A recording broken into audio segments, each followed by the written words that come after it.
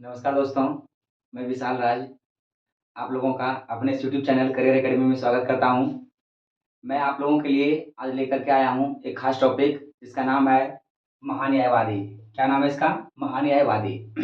इसे जो है अटॉर्नी जनरल ऑफ इंडिया कहा जाता है। क्या कहा जाता है? Attorney general of India. Attorney general of India. Attorney general of India का मतलब हो गया भारत के महान्यायवादी। भारत के महान्यायवादी जो कि हमारा अनुच्छेद 76 में, किसमें? ये अनुच्छेद 76 में।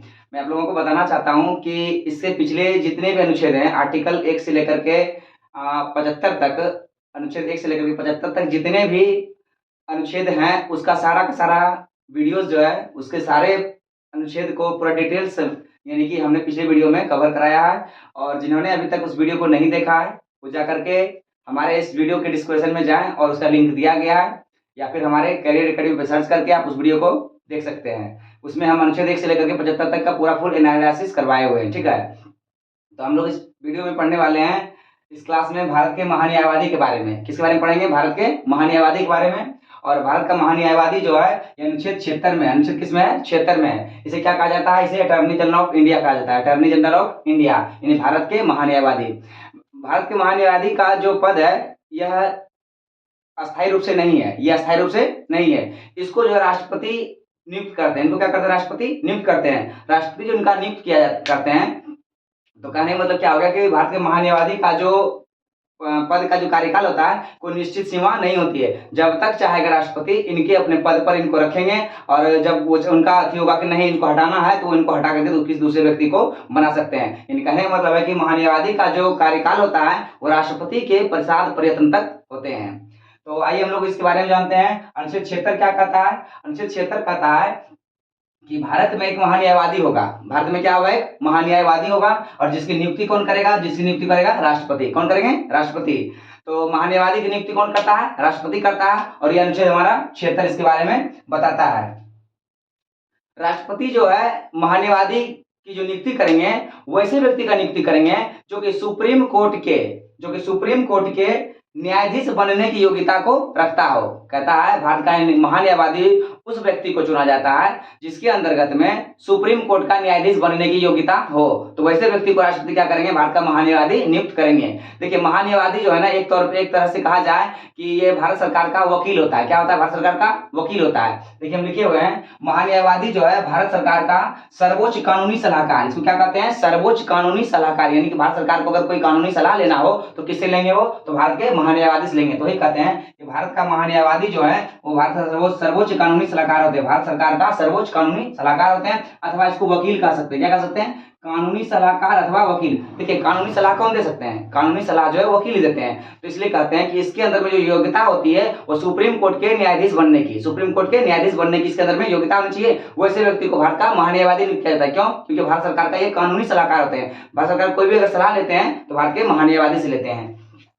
फिर कहते हैं कि महान्यायवादी का जो वेतन होता है, अब महान्यायवादी के बारे में जान गए तो महान्यायवादी का जो वेतन वगैरह जो दिया जाता है, किस प्रकार से दिया जाता है, कितना दिया जाता है, इसके बारे में जानते हैं।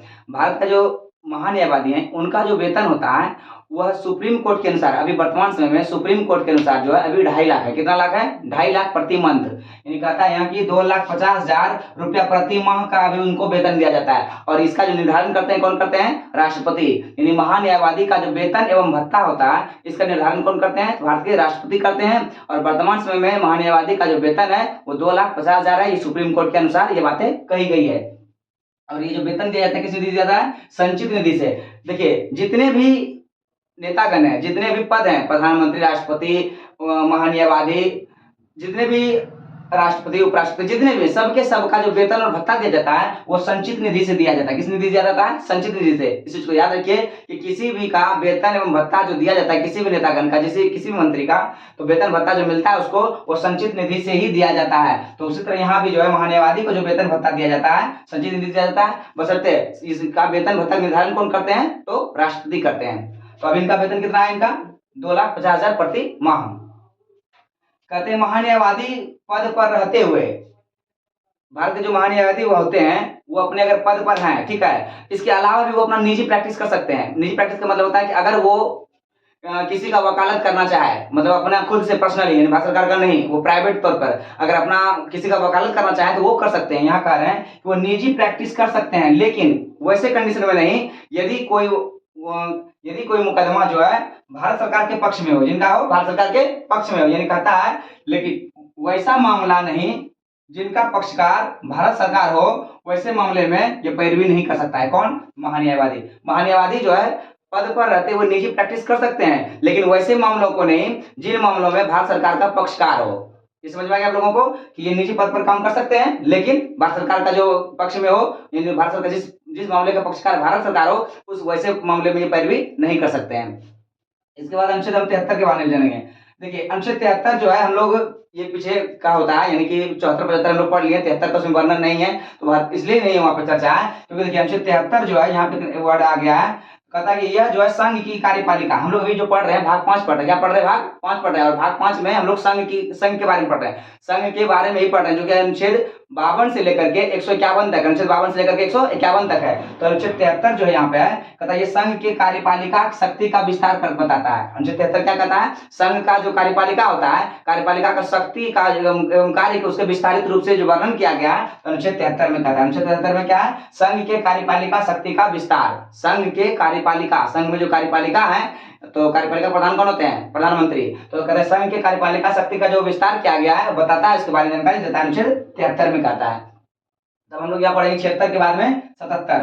कहता है अनुच्छेद 77, कहता है भारत सरकार के कार्यों का संचालन के बारे में बताता है। भारत सरकार का क्या क्या कार्य है, उन कार्यों का संचालन कैसे किया जाएगा, उन कार्यों को संचालन के बारे में कौन बताता है? अनुच्छेद 77। अनुच्छेद 77 में जो बातें कही गई है भारत सरकार के कार्यों का वर्णन के बारे में, कि उनका कार्यों का संचालन वो किस प्रकार से करेंगे, वो या फिर कार्यों का संचालन किस प्रकार से किया गया है, इन सब के बारे में जो बातें बताता है ये अनुच्छेद 77 कहता है। अनुच्छेद 77 क्या हो गया? भारत सरकार के कार्यों का संचालन, भारत सरकार के कार्यों का संचालन, ये हो गया हमारा अनुच्छेद 77। अब है यहाँ पे अनुच्छेद 78।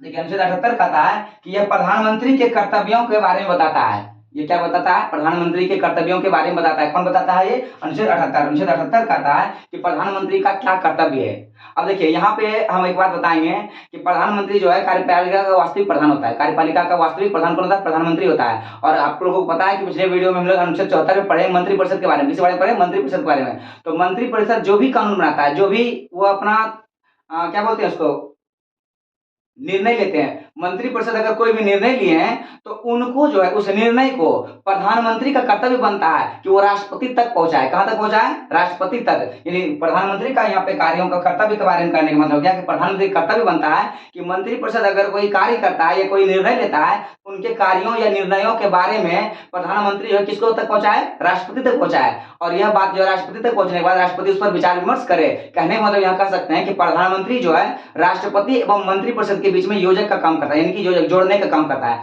राष्ट्रपति एवं मंत्रिपरिषद इन दोनों के बीच का जो कड़ी है, यानी योजक का जो काम कर रहा है, कौन करता है? प्रधानमंत्री करता है। और वही बातें अनुच्छेद 78 कहता है कि प्रधानमंत्री के कर्तव्यों के बारे में बताता है। और इसी में कहा गया है कि प्रधानमंत्री जो है राष्ट्रपति एवं मंत्रिपरिषद का योजक का कड़ी है। ये 78 हो गया। अब यहाँ पे देखिए कुछ अन्य पॉइंट्स हैं जिसके बारे में लोग जानेंगे। कहता है भारत के प्रथम महान्यायवादी जो है ये कौन बने थे? एमसी सीतलवाड़। एमसी सीतलवाड़ ये बने 1950 से 1963 तक रहे, 1950 से 1963, और सबसे लंबा कार्यकाल इन्हीं का है। ये भारत के प्रथम महान्यायवादी थे। भारत के प्रथम महान्यायवादी कौन हो गए? एमसी सीतलवाड़। एमसी सीतलवाड़ याद रखिएगा कि भारत के प्रथम अटॉर्नी जनरल ऑफ इंडिया जो है, attorney general of India Bharat के प्रथम कौन बने? तो एमसी सीतलवाड़ बने। और इनका जो कार्यकाल था सबसे लंबा कार्यकाल, अभी तक जितने भी महान्यायवादी बने हैं उनमें सबसे लंबा कार्यकाल किसका है? एमसी सीतलवाड़ का। ये 1950 में बने थे, 1963 तक थे। 1950 से लेकर के 13 साल तक का कार्यकाल था इनका था। लगातार ये 13 साल तक महान्यायवादी पद के रूप में कार्य किए थे। और आप लोगों को पता है कि महान्यायवादी कार्य जो करता है, इनका जो कार्यकाल होता है वो राष्ट्रपति के प्रसाद प्रयत्न तक होते हैं। राष्ट्रपति जब तक चाहें इनको पद पर रख सकते हैं, उसका जब होगा इनको हटा सकते हैं। और सोच लीजिए कि एमसी सीतलवाड़ जो है ये 13 साल तक लगातार रह गए। समझिए सबसे लंबा कार्यकाल इन्हीं का है। और राष्ट्रपति ये इनका जो मतलब क्या होने का मतलब इनका जो कार्य होगा ये बहुत ही अच्छा होगा, तभी तो राष्ट्रपति इनको लगातार इतना दिन तक महान्यायवादी के रूप में इनको रखे। इसके बाद है कि महान्यायवादी के रूप में सबसे छोटा कार्यकाल, सबसे लंबा जान गए MC शीतलवाड़ का था, जो कि प्रथम महान्यायवादी बने। उसके बाद सबसे छोटा जो कार्यकाल था, ये व्यक्ति थे, इनका नाम है सोली सोराबजी। सोली सोराबजी कौन थे? सोली सोराबजी। सबसे छोटा कार्यकाल महान्यायवादी के रूप में कौन बने थे? तो सोली सोराबजी बने थे। और इनका कार्यकाल कब से कब तक था? 1989 से लेकर के 90। 1989 से लेकर के 90, यानी 1 साल का कार्यकाल था मात्र। सबसे छोटा कार्यकाल किस महान्यायवादी का था? सोली सोराबजी का। सोली सोराबजी का ये 1989 से लेकर के 90 तक, 1 साल तक इनका कार्यकाल था। इनका सबसे छोटा कार्यकाल है, इनके उस पद से हटा दिया गया। अब कहता है अनुच्छेद 88, 77-78 के बाद में 79-80 नहीं आकर के यहाँ पे 88 आया है। क्यों? क्योंकि 88 में महान्यायवादी के बारे में फिर चर्चा किया है, और हमारे बीच में जो अनुच्छेद है इसके बारे में हम लोग दूसरा टॉपिक आ जाता है, उसमें संसद आ जाता है, लोकसभा राज्यसभा आता है, तो उसके बारे में लोग बाद में दूसरे वीडियो दूसरे आगे इसमें जानेंगे। तो सबसे पहले कहता है यहाँ पे अनुच्छेद 88। अनुच्छेद 88 कहता है कि महान्यायवादी संसद के दोनों सदनों में से। अनुच्छेद 88 क्या कहता है? देखिए 78 में क्या था? प्रधानमंत्री के कर्तव्यों का क्या कहता है? कर्तव्यों के बारे में बताता है। और 78 के बाद में जाकर के हमारा अनुच्छेद 88 है।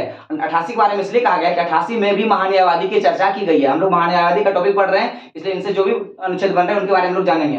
अनुच्छेद 88 जो कहता है कि अनुच्छेद 88 के तहत महान्यायवादी संसद के दोनों में से किसी सदनों में बैठ सकते हैं, या तो लोकसभा में या राज्यसभा में, जिसमें भी मर्जी हो इनमें बैठ सकते हैं और बोल भी सकते हैं। बैठ सकते हैं और बोल सकते हैं, लेकिन ये किसी भी कीमत पर वहां पे अपना मत नहीं दे सकते हैं। जैसे होता है ना कि वहां पे कोई तरह की प्रक्रिया, कोई विवाद उठ गया, तो उसमें से अगर मतलब कि वोटिंग स्टार्ट हो गया हो, मतलब कि अपना सहमति देना हो, मत देना हो, तो वैसे स्थिति में अपना हर सदस्य देते हैं अपना मत। लेकिन महान्यायवादी के रूप में जो व्यक्ति होंगे, वो महान्यायवादी जो है वो मत अपना नहीं दे सकते हैं। ये सदन में बैठ सकते हैं, बोल सकते हैं, लेकिन अपना सहमति का मतलब अपना मत जो है ये नहीं दे सकते हैं, यानी इनका मत का कोई मतलब वहां पे वैल्यू नहीं है। इसलिए करके यहाँ कहा गया है कि महान्यायवादी संसद के दोनों सदनों में से किसी सदन में बैठ सकते हैं, बोल सकते हैं, लेकिन अपना मत वो नहीं दे सकते हैं। तो ये भारत के महान्यायवादी के बारे में हो गया। चूंकि भारत का महान्यायवादी जो है एक वकील है, यानी कानूनी सलाहकार है, वो भारत सरकार का, इसलिए करके इनको यह हक नहीं दिया गया कि आप अपना मत दें।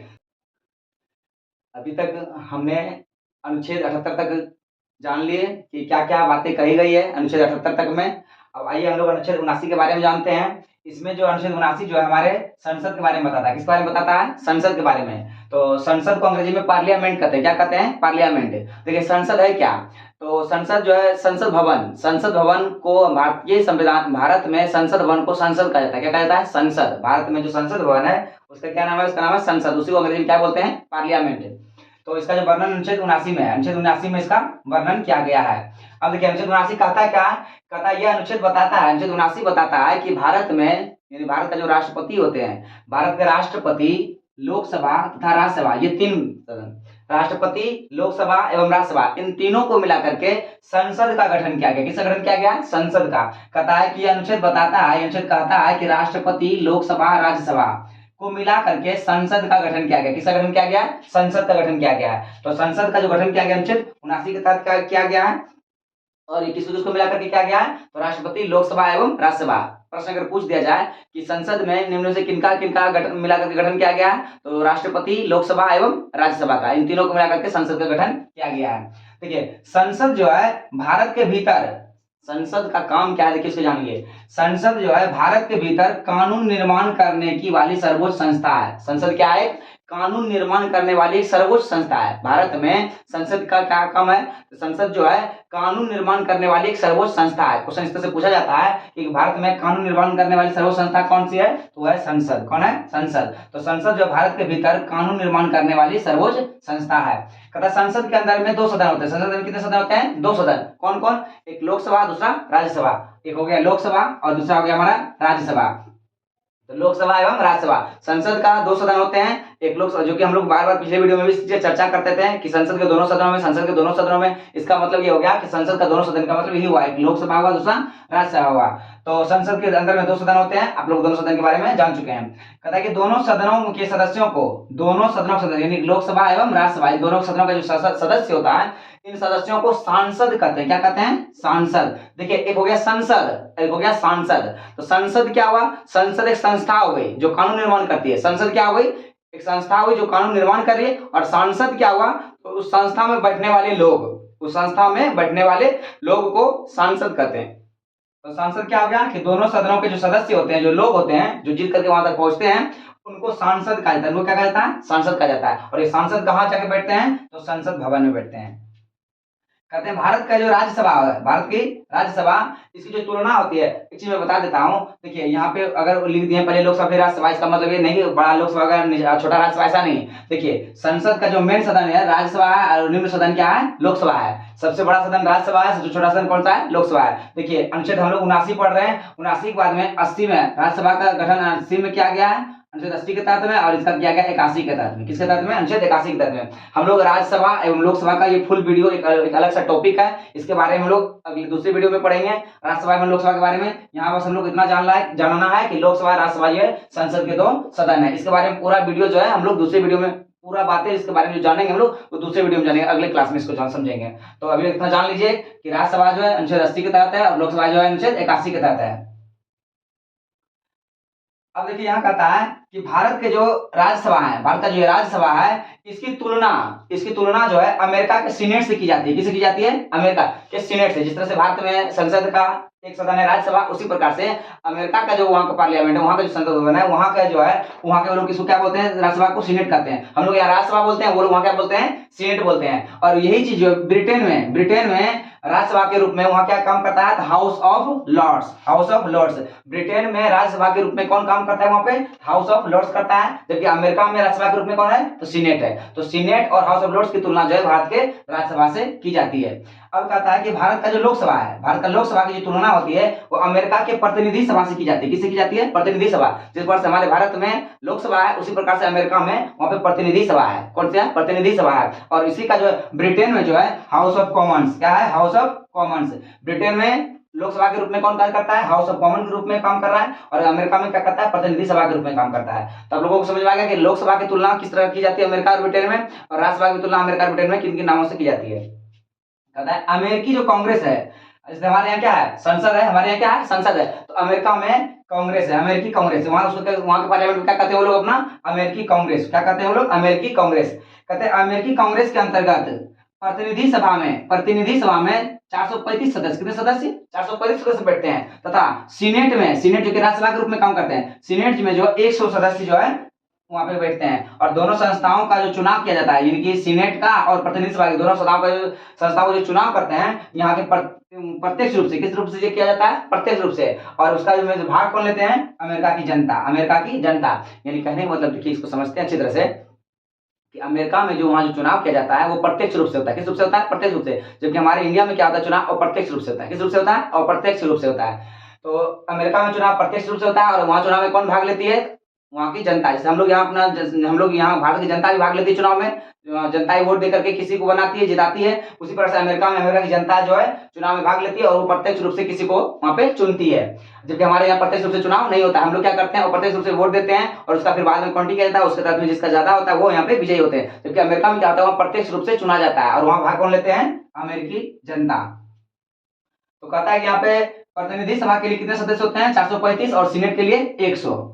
तो आप लोगों को संसद के बारे में जानकारी मिल चुका है, और संसद के बारे में जो भी बातें होती है हमने इस वीडियो में कवर किया है। और इसके बाद हम लोग जो जानेंगे राज्यसभा के बारे में और लोकसभा के बारे में, हम लोग अगले क्लास में इसको समझेंगे।